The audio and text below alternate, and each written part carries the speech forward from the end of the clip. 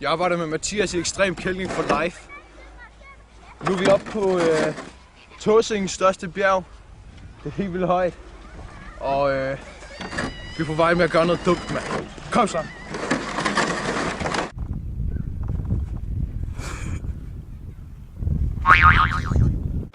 Mathias, 16, pro kælker.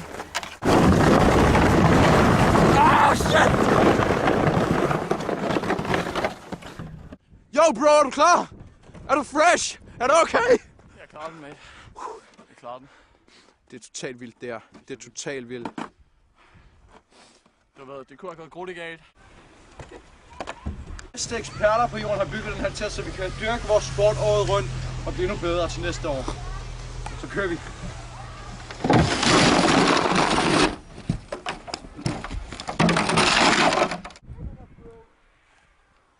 Jo, se om han pløjer bare gennem sneen. Man kan bare se de der lægmuskler, de er bare veltrænet.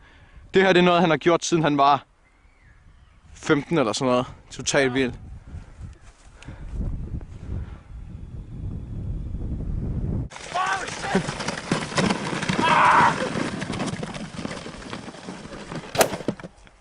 Woo!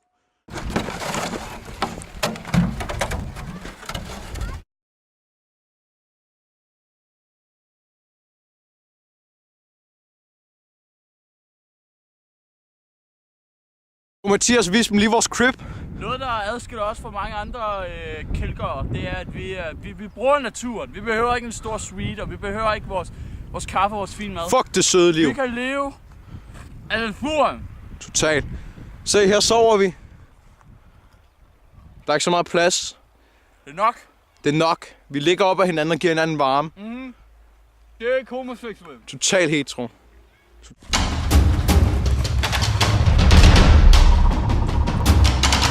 Den farligste måde, du kan kælke på, den er de små bakker her.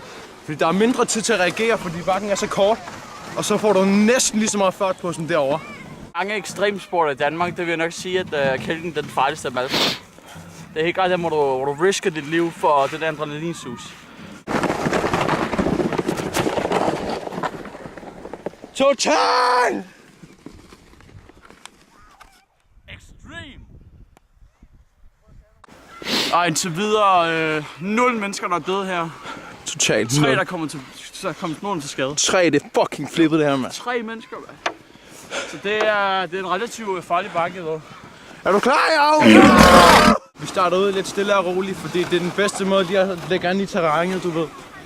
Så vi ved, om der kommer laviner eller noget. Vi har hørt, der er noget lavinefart derovre. Hey Mathias, hvordan synes du dagen har været? Ekstrem. Ekstrem? Ekstrem. For ekstrem, eller hvad? Aldrig for ekstrem. Det kan aldrig være for ekstrem. Aldrig.